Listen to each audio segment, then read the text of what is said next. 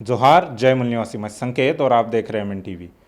बिहार विधानसभा चुनाव का बिगुल बज गया है और उसके साथ में ये भी स्पष्ट हो गया है कि बिहार विधानसभा चुनाव को लेकर कौन किसके साथ है और कौन किसके साथ नहीं है। इसी को लेकर कई सारे राजनीतिक दलों ने अपने अपने उम्मीदवारों की पहले चरण की लिस्ट जारी की है।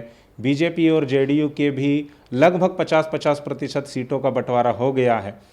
ऐसे माहौल में ही वामन मेश्राम जी का एक वीडियो सोशल मीडिया पर वायरल होता है जिसमें वे उपेंद्र कुशवाहा के गठबंधन को अपना समर्थन देते हैं। इसी को लेकर हम उनसे बात करेंगे। आज हम उनके वामसे भवन में हैं। हमारे साथ वामन मेश्राम जी है। मेश्राम जी, एमएन टीवी पर सबसे पहले आपका स्वागत है। धन्यवाद। 2014 के लोकसभा चुनाव में बीजेपी को जो बड़ी जीत मिली थी, उस जीत को रोकने का काम बिहार के विधानसभा चुनाव 2015 में हुआ था। क्या इस बार इस विधानसभा चुनाव में क्या ऐसे आसार लग रहे हैं कि बीजेपी को फिर एक बार रोका जा सकता है? 2014 के बाद 2015 में जो चुनाव हुआ था विधानसभा का, उस परिस्थिति में एक बदलाव था कि नीतीश कुमार के साथ बीजेपी का गठबंधन नहीं था और नीतीश कुमार ने लालू प्रसाद यादव के साथ गठबंधन किया था। ये बड़ा कारण था जिसकी वजह से बिहार में एनडीए गठबंधन को रोकने में कामयाबी मिली थी। अब की बार बिहार में परिस्थितियां बदली हुई है। अब की बार नीतीश कुमार दोबारा एनडीए गठबंधन में चुनाव लड़ रहे हैं।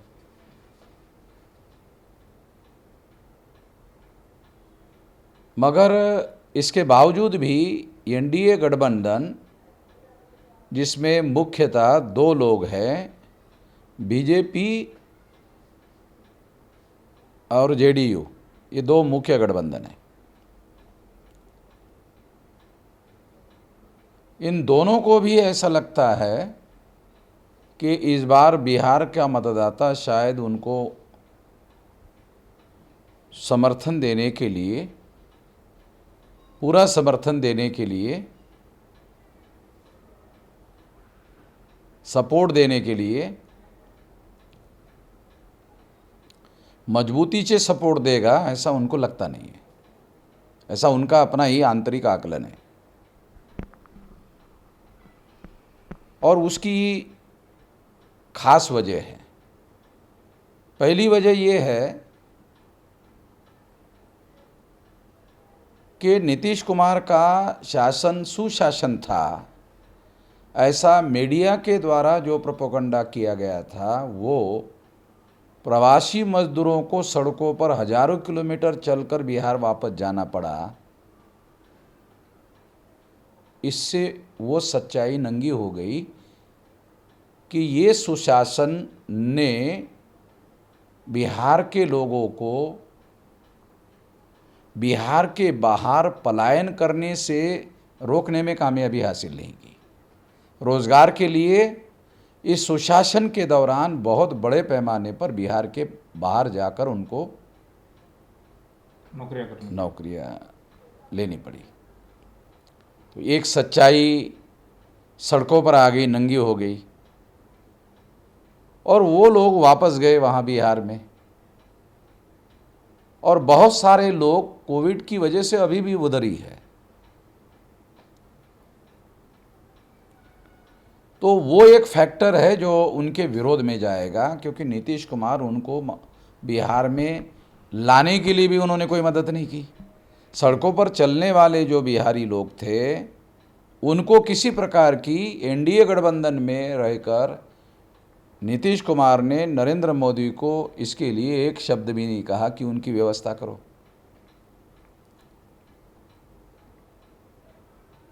तो लोगों में गुस्सा है। तीसरी वजह यह है कि कोविड के लिए जो हेल्थ केयर सिस्टम है बिहार का, वो इतना ज़्यादा लचर है कि किसी प्रकार की कोई फैसिलिटी जो है वो बिहार में नहीं है।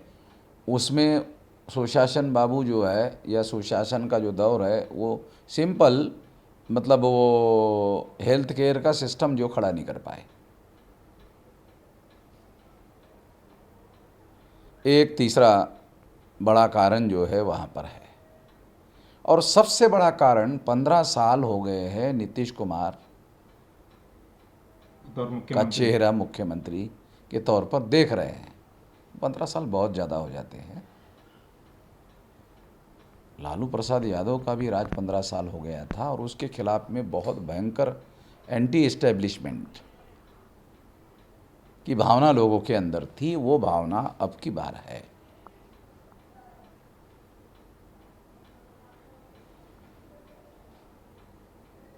इस वजह से ऐसा लगता है, उन लोगों को ऐसा लगता है, एनडीए गठबंधन के लोगों को ऐसा लगता है। इसकी वजह से उनके अंदर इतना आत्मविश्वास नहीं है कि इस तरह से वो चुनाव जीत जाएंगे। उनके पास में ईवीएम है। ईवीएम के द्वारा कुछ गड़बड़ी का खेल कर सकते हैं, मगर बिहार में ईवीएम का अगर ज़्यादा उपयोग किया गया तो उसकी देशव्यापी प्रतिक्रिया भी बहुत हो सकती है। अगर बिहार में प्रतिक्रिया होती सारे देश भर में प्रतिक्रिया हो सकती है। ऐसी भी उन लोगों को डर लगता है। नरेंद्र मोदी का करिश्मा भी बिहार में इस समय काम कर पाएगा ऐसा भी दिख नहीं रहा है, क्योंकि एक उदाहरण ऐसे आया, बीजेपी का एक कैंडिडेट नरेंद्र मोदी का चेहरा लगाकर प्रचार करने लग गया था। गांव में लोगों ने उसको धरा, बांधा, उसको पीटा और दौड़ा दौड़ा कर मारा। तो ये संकेत है कि नरेंद्र मोदी का करिश्मा भी बिहार में स्टार कैंपेनियन के तौर पर काम करेगा ऐसा लगता नहीं है। ऐसी बहुत सारी बातें हैं। इसलिए ज़्यादा संभावना ये है कि त्रिशंकु विधानसभा का गठन हो जाए, क्योंकि तीसरा मोर्चा बहुत मजबूती से खड़ा हो गया है उपेंद्र कुशवाहा जी के नेतृत्व में। और उपेंद्र कुशवाहा का नाम बिहार के हर विधानसभा में लोग जानते हैं। उसका नाम मतलब जाना पहचाना नाम है। केंद्रीय मंत्री रहे हैं। बिहार के ही होने की वजह से केंद्रीय मंत्री भी है और लगभग 20-25 साल से राजनीति में है। तो मतलब लगभग हर विधानसभा में उनका नाम लोग जानते हैं। एक जो जातीय सिस्टम है उसके आधार पर लगभग 6% कुशवाहा लोगों की जनसंख्या है। अगर उनको मुख्यमंत्री के तौर पर प्रोजेक्ट करने का काम मायावती के द्वारा भी हुआ और ओवैसी के द्वारा भी हुआ, और भी दूसरे 2-3 छोटे छोटे और दल है, 5-6 दल है जिन्होंने मिलकर उनको समर्थन दिया। और हमारे समर्थन की वजह से, जो कि हमारा कैडर बेस ऑर्गेनाइजेशन है, हमारे समर्थन की वजह से बहुत बड़े पैमाने पर जो लोग कुशवाहा जी को समर्थन दिया जाए कि ना दिया जाए अनिश्चित थे, वो हमारे समर्थन की वजह से पोलराइज होना शुरू हो गया बड़े पैमाने पर। इसलिए हमारा ऐसा मानना है कि बिहार में हंग असेंबली आएगी। अगर हंग असेंबली आएगी, एक तो पूर्ण बहुमत जो है एनडीए गठबंधन को नहीं मिलेगा, इसका मतलब है हंग असेंबली आएगी। तेजस्वी और कांग्रेस गठबंधन को भी पूर्ण बहुमत नहीं मिलेगा। ऐसे परिस्थिति में जो तीसरा मोर्चा है वो किंग मेकर की भूमिका में काम कर सकता है। अगर ऐसा होता है तो नरेंद्र मोदी के लिए भी 2024 के चुनाव के लिए फिर बिहार से एक बड़ा जोल्ट जो है शुरू हो जाएगा,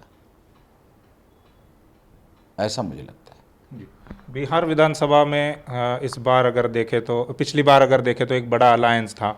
इस बार ऐसा नहीं हुआ। इसको लेकर मेरे दो सवाल है। पहला सवाल ये है कि लालू प्रसाद यादव उस वक्त चुनावी मैदान में थे और उन्होंने एनडीए के विरोध में एक बड़ा अलायंस बनाया था। आज वो मैदान में नहीं है इस विधानसभा चुनाव में। क्या तेजस्वी यादव, मेरा पहला सवाल ये है कि क्या तेजस्वी यादव लालू जी की जो लेगेसी है उसको आगे बढ़ाने में नाकामयाब हुए हैं?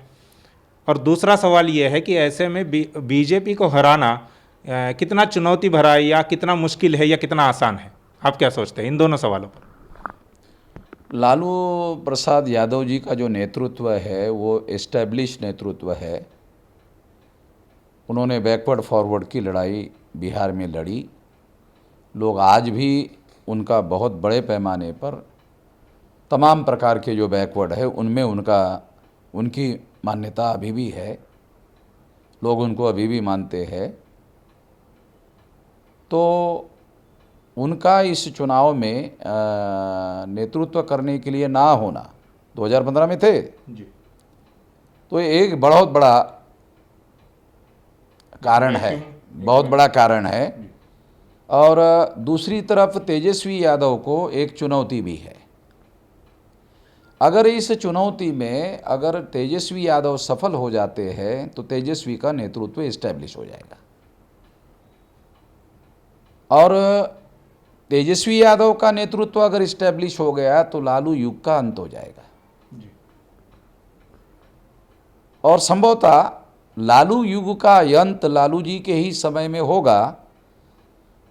तो युग का अंत होने से उस व्यक्ति को दुख होना चाहिए, मगर इसमें लालू जी को दुख नहीं होगा, खुशी होगी कि उनके परिवार का कोई आदमी जो है अभी इस बात को आगे बढ़ाएगा, ये खुशी होगी उनको। मगर मेरे दृष्टि से मैं इसका जब बारीकी से विश्लेषण करता हूँ तब मुझे ये दिखाई देता है कि लालू जी ने जो बैकवर्ड फॉरवर्ड की लड़ाई बिहार में लड़ी थी, इस चुनाव में तेजस्वी ने उस लड़ाई को छोड़ दिया है, बैकवर्ड फॉरवर्ड की लड़ाई का त्याग कर दिया है।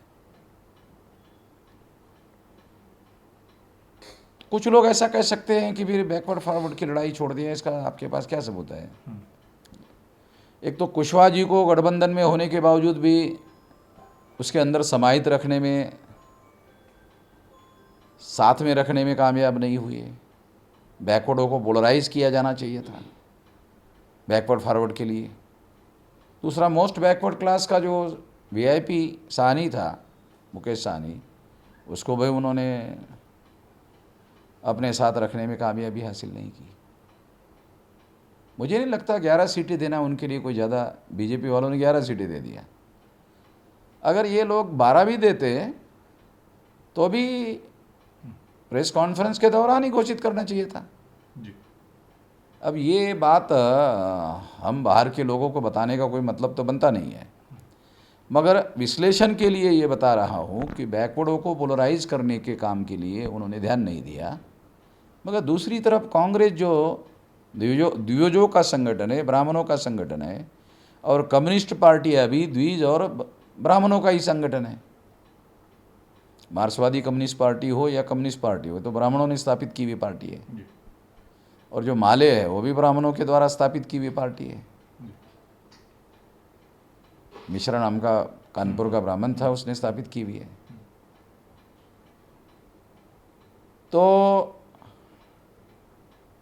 और अभी उसका जो नेतृत्व है, कोई भट्टाचार्य है बंगाल का, वो भी ब्राह्मण ही है। यानी बैकवर्डों को खदेड़ने का तेजस्वी ने काम किया और लगभग 99 सीटें ये ब्राह्मणों के पार्टी को दे दिया। ये एविडेंस के तौर पर मैं आपके सामने प्रस्तुत कर रहा हूँ, जिससे सिद्ध होता है कि लालू जी की जो लेगेसी थी, विरासत थी, तेजस्वी ने उसका त्याग कर दिया है और प्रो ब्राह्मण स्टैंड ले लिया है। तो इसलिए तेजस्वी यादव बिहार में बैकवर्डों का पोलराइजेशन करने में नीतीश कुमार छोड़कर करने में कामयाब हो सकते थे, बैकवर्ड फॉरवर्ड की लड़ाई करवाकर, मगर उसमें वो अब कामयाब होते हुए दिखाई नहीं दे रहे हैं, इसलिए उनको भी पूर्ण बहुमत, सिंपल मेजॉरिटी उनको भी मिलेगी ऐसा भी मुझे लगता नहीं है। इसलिए इधर से भी हंग असेंबली ही आने की संभावना है। उपेंद्र कुशवाहा जी को आपने समर्थन दिया है। उपेंद्र कुशवाहा जी बीजेपी से निकल कर आए हुए व्यक्ति है। जिस विचारधारा को, जिस बहुजन विचारधारा को आप लेकर चल रहे हैं, या जिन बहुजन समाज के लोगों की हितों की लड़ाई आप लड़ते हैं, उनकी बात करते हैं, ऐसा उपेंद्र कुशवाहा जी ने कोई काम किया हो ऐसा दिखाई नहीं देता है, लेकिन फिर भी आपने उनको समर्थन दिया है, ऐसा क्यों? हम नहीं चाहते कि एनडीए गठबंधन पूरे शक्ति के साथ चुनाव जीत कर आए, हमारी ये रणनीति है। और ऐसा करने के लिए हमारे पास यही एक विकल्प था। अगर ऐसा करते तो एनडीए गठबंधन को रोक लगाने में, चेक लगाने में या हंग असेंबली करवाने में इसका उपयोग हो सकता है। अगर ऐसा ना किया जाए तो जो कुशवाहा वोट है वो आमतौर पर कुर्मियों के साथ जाते हैं, वे दोनों किसान जाति है। अब अगर एक तरफ कुर्मी मुख्यमंत्री और दूसरी तरफ कुशवाहा मुख्यमंत्री, तो कुशवाहा अब की बार कुशवाहा के समर्थन में पोलराइज हो जाएगा, हमारे समर्थन से तो ज़्यादा ही हो जाएगा, ऐसा मेरा मानना है। तो इससे जो हंग असेंबली है, ये हंग असेंबली के पीछे एनडीए गठबंधन मजबूत नहीं होना चाहिए, ये रणनीति है। और इसके लिए हमारे सामने एक ही विकल्प था, कुशवाहा का। और इस रणनीति को ध्यान में रखते हुए हमने ये समर्थन दिया है। आपने कल जो इंटरव्यू दिया था उसमें आपने कहा कि पहला जो आपका समर्थन का वीडियो आया, उस वीडियो में आपने कहा था कि ये एक तरफा आपका समर्थन है। तो एक तरफा जैसे आपने कुशवाहा जी को समर्थन दिया, वैसे एक तरफा समर्थन आप आरजेडी को भी दे सकते थे। आरजेडी को हमने समर्थन क्यों नहीं दिया, तो उसके पीछे भी हमारा यही मकसद था कि हंग असेंबली आए। हंग असेंबली आएगी तो तीसरा मोर्चा खड़ा करना, यही आपका पर्पस? हाँ, मतलब हंग असेंबली आएगी तो तब हमारा वैल्यू बढ़ेगा, हमारा इम्पोर्टेंस बढ़ेगा। मान लो हमारे 8-10 लोग भी चुनकर आते हैं, जैसे भी 5-7 सीटों पर हम लोग लड़ाई में है अभी पहले चरण में, और दूसरे चरण में अगर 5-7 सीटों पर होते हैं, तीसरे चरण में 8-10 सीटों पर होते हैं, तो लगभग 20-25 सीटों पर हम लोग जो है लड़ाई में रहेंगे। और इसमें 8-10 सीटें भी अगर हमारी चुन कर आती है और हंग असेंबली होती है, तो फिर तो जो लोग मिलने के लिए हमको समय नहीं दिए, वो लोग तो अपने से चलकर हमारे पास आएंगे समर्थन मांगने के लिए। तो ये रणनीति का मामला है, और इस रणनीति अपने आंदोलन को आगे बढ़ाने के लिए बनाई जाती है, तो हम भी बना रहे हैं अपने आंदोलन को आगे बढ़ाने के लिए। आपने समर्थन देते वक्त कहा था कि उस वीडियो में आपने कहा कि आपका जो समर्थन है वो SC, ST, OBC और माइनॉरिटी के उम्मीदवारों को होगा। तो आपने ऐसा मतलब क्यों किया? इससे तो आप भी जाति के आधार पर भेदभाव करते हैं, ऐसा दिखाई देता है। शेड्यूल कास्ट कोई जाति का मुद्दा नहीं है, जाति समूहों का मुद्दा है, क्योंकि 1703 जाति के लोगों को कहा जाता है शेड्यूल कास्ट। मैंने ये नहीं कहा कि बिहार के पासी को, बिहार के दुसाद को, बिहार के चमार को हम लोग समर्थन करेंगे। हमने कुशवाहा जी को समर्थन किया, वो ओबीसी के तौर पर किया। तो शेड्यूल कास्ट ये जात नहीं है, जाति समूह है। ओबीसी 3743 जातियों का समूह है, और शेड्यूल ट्राइब जो है लगभग 803 जातियों का समूह है। और माइनॉरिटी एक प्रकार की नहीं है, सिख है, मुस्लिम है, ईसाई है, बुद्धिस्ट है, जैन है, लिंगायत वहाँ नहीं है, मगर 5 माइनॉरिटी के लोग हैं। तो ये सारी बातों को ध्यान में रखते हुए हम लोगों ने समर्थन किया। ये जाति का मुद्दा नहीं है, ये वंचित जातियों के समूह का मुद्दा है। और इस बात को, शेड्यूल कास्ट को भारत के संविधान की मान्यता है, बैकवर्ड को मान्यता है, माइनॉरिटी को मान्यता है, इनके कमीशंस बने हुए संविधान के आधार पर। इसलिए संविधान भी इसको मान्यता देता है। जिसको संविधान मान्यता देता है वो कम्युनल या जातिवाद का मुद्दा नहीं है। जी। आपने मैं कुछ दिन यानी करीबन एक महीना में बिहार में था और वहाँ मैंने जो खबरें पढ़ी वो मीडिया मैनेजमेंट इस प्रकार से हो रहा था कि बीजेपी को खबरों को वहाँ पर ब्लैकआउट किया जा रहा था नीतीश कुमार के द्वारा। तो यहाँ पर ये दिखाई देता है कि कहीं ना कहीं नीतीश कुमार भी ये सोच रहे हैं कि बीजेपी उन पर हावी ना हो जाए, और जिस प्रकार से अभी सीटों का बंटवारा हुआ है, लगभग 50% सीटों का बंटवारा हो गया है, तो ईवीएम उनके पास पहले से ही है बीजेपी के पास, तो ईवीएम के द्वारा वो ज़्यादा सीटों पर चुनकर आ सकते हैं और नीतीश कुमार को हटवा सकते हैं। तो क्या जैसे महाराष्ट्र में पोस्ट इलेक्शन अलायंस देखने को मिला, क्या वैसी परिस्थिति बिहार में बन सकती है? हाँ, पोस्ट इलेक्शन जिस तरह से बीजेपी ने एक खेल खेला जिसके बारे में नीतीश कुमार सतर्क है, ये चिराग पासवान का जो खेल है जी। ये सारा का सारा बीजेपी का प्लान किया हुआ है। चिराग पासवान का कोई ऐसी स्टैंडिंग नहीं है बिहार में। 2-4% वोट पड़ा है पिछले चुनाव में भी, बहुत ज़्यादा नहीं है।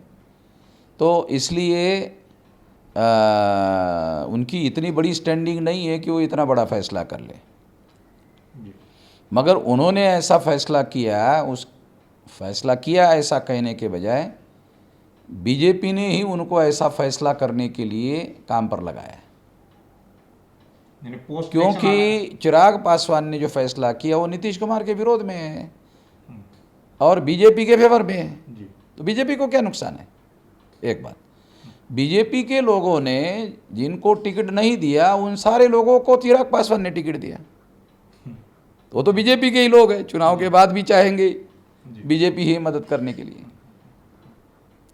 इससे आंकड़ा बीजेपी का और चिराग पासवान का मिलकर चुनाव के बाद में अगर आंकड़ा ज़्यादा बन जाता है तो आंकड़े के हिसाब से वो मुख्यमंत्री पद का दावा बीजेपी और चिराग मिलकर कर सकते हैं। तो नीतीश कुमार को ऐसे सिचुएशन में एक संकट खड़ा हो जाएगा।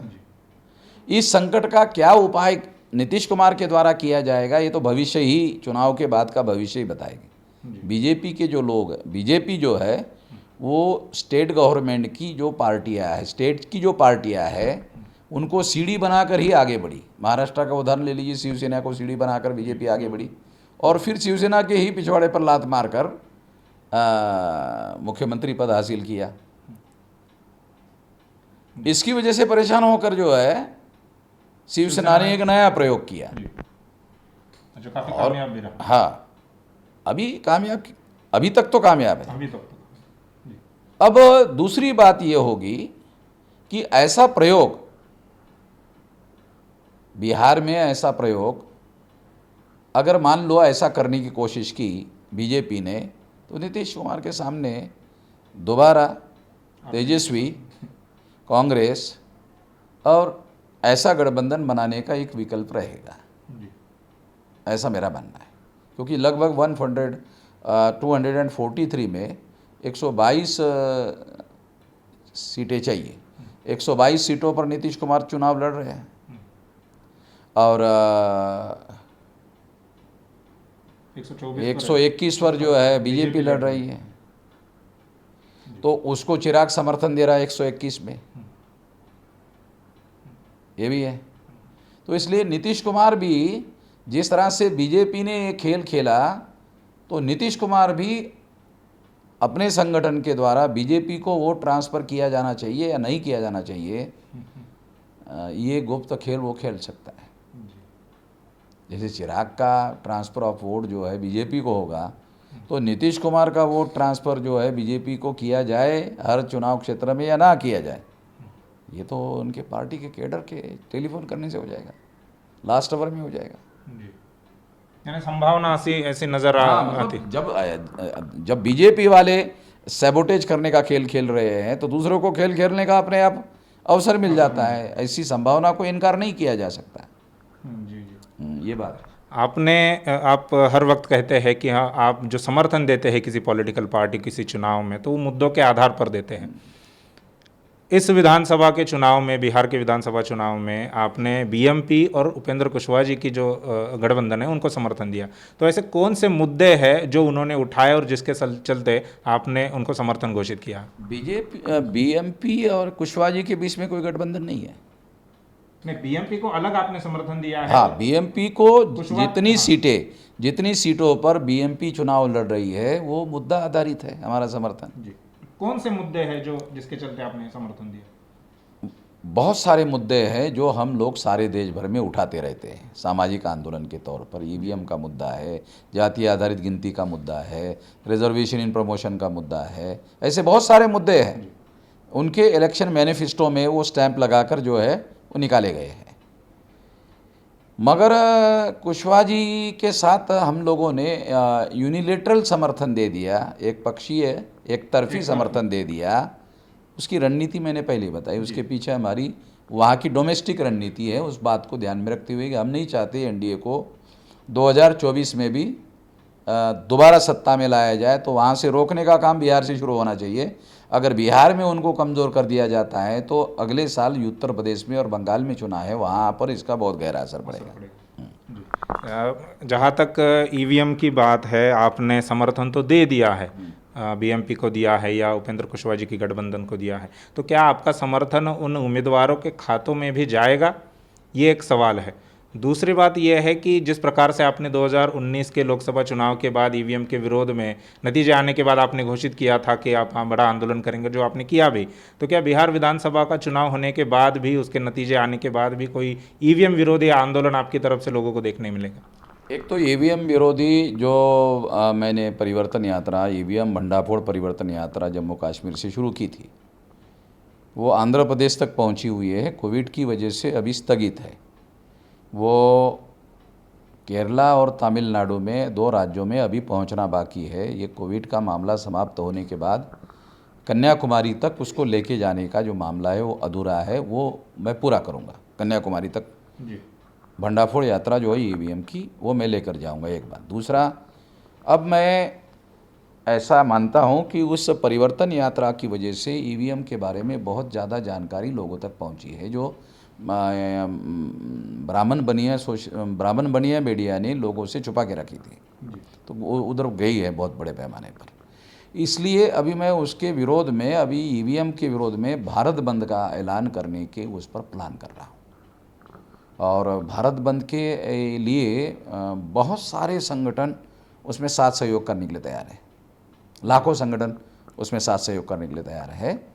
और लगभग 1 लाख एक सेंटर जो है, 1,01,000 सेंटर जो है, 101,000 सेंटर हम अपने बनाएंगे और उसके आधार पर भारत बंद करवाएंगे। ये बहुत बड़ी ग्रैंड रणनीति पर हम लोग काम करेंगे। तो ये ईवीएम का जो मुद्दा है, ये भारत के लोकतंत्र को बचाने का मुद्दा है, ब्राह्मण राज को ख़त्म करने का मुद्दा है और देश का लोकतांत्रिकरण करने का मुद्दा है, और यहाँ के मूल निवासियों के आज़ादी का मुद्दा है। इतना बड़ा मामला है, ये छोटा मोटा मुद्दा नहीं है। जी, शुक्रिया मेश्राम जी हमसे बात करने के लिए। तो ये थे बहुजन क्रांति मोर्चा के राष्ट्रीय संयोजक वामन मेश्राम साहब, जिन्होंने बिहार विधानसभा को लेकर एक बड़ी बात की है कि पोस्ट इलेक्शन अलायंस भी देखने को मिल सकता है, जिसमें नीतीश कुमार हो, आरजेडी हो और तमाम जो दल बीजेपी के विरोध में है वो हो सकते हैं। और इसके साथ में ही उन्होंने ईवीएम को लेकर एक बड़े आंदोलन की भी घोषणा की है। भारत बंद वो कर सकते हैं बिहार विधानसभा चुनाव के बाद, ये हमें आगे देखना होगा। शुक्रिया।